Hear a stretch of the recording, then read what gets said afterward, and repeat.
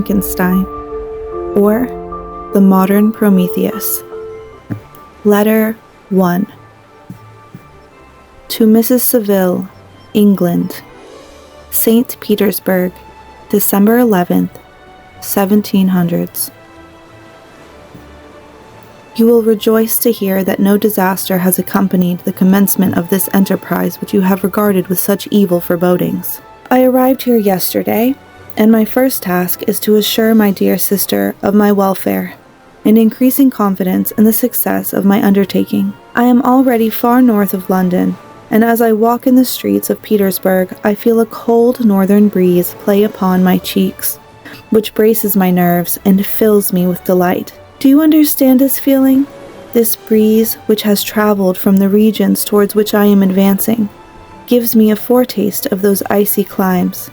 Inspirited by this wind of promise, my daydreams become more fervent and vivid. I try in vain to be persuaded that the pole is the seat of frost and desolation.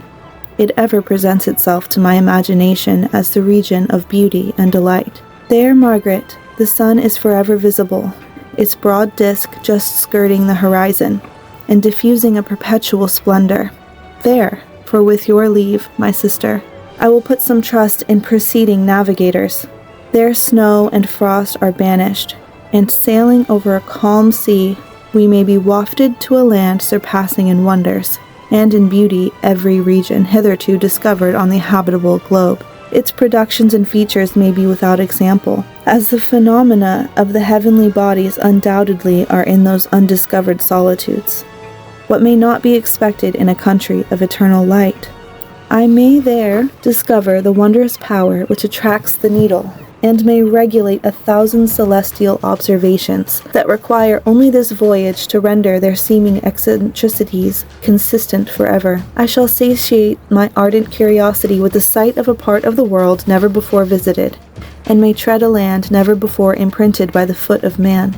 These are my enticements, and they are sufficient to conquer all fear of danger or death, and to induce me to commence this laborious voyage with the joy a child feels when he embarks in a little boat with his holiday mates on an expedition of discovery up his native river. But, supposing all these conjectures to be false, you cannot contest the inestimable benefit which I shall confer on all mankind to the last generation by discovering a passage near the pole to those countries to reach which at present so many months are requisite, or by ascertaining the secret of the magnet which, if at all possible, can only be effected by an undertaking such as mine.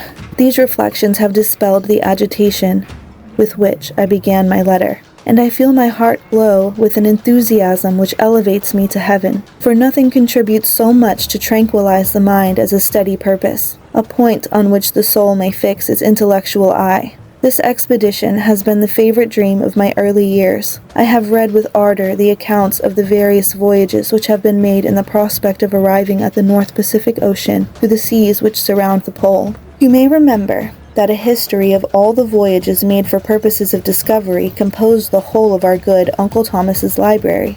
My education was neglected, yet I was passionately fond of reading. These volumes were my study day and night, and my familiarity with them increased that regret which I had felt, as a child, on learning that my father's dying injunction had forbidden my uncle to allow me to embark in a seafaring life. These visions faded when I perused, for the first time, those poets whose effusions entranced my soul and lifted it to heaven. I also became a poet, and for 1 year lived in a paradise of my own creation. I imagined that I also might obtain a niche in the temple where the names of Homer and Shakespeare are consecrated. You are well acquainted with my failure, and how heavily I bore the disappointment.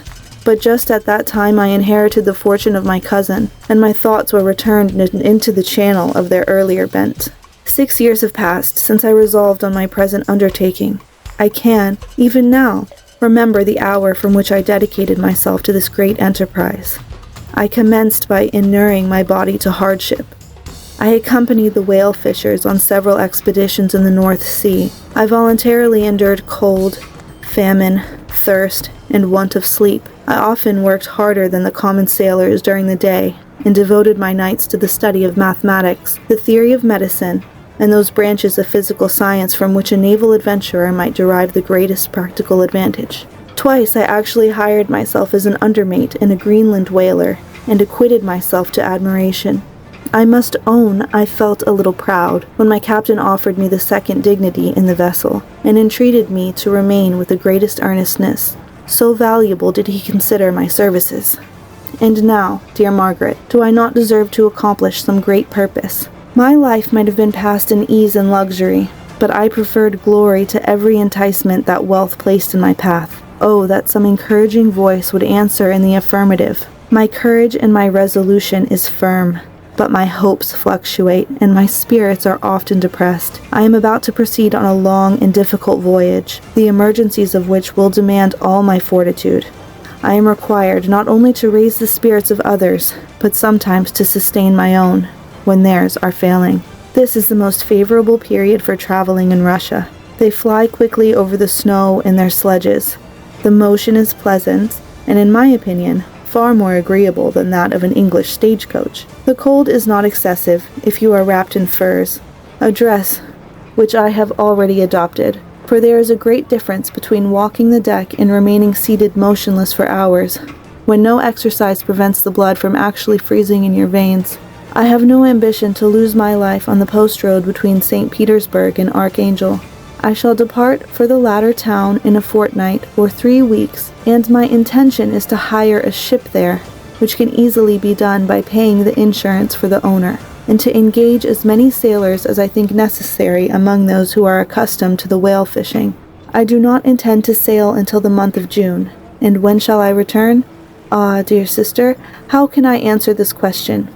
If I succeed, many, many months, perhaps years will pass before you and I may meet. If I fail, you will see me again soon, or never. Farewell, my dear, excellent Margaret. Heaven shower down blessings on you, and save me, that I may again and again testify my gratitude for all your love and kindness. Your affectionate brother, R. Walton.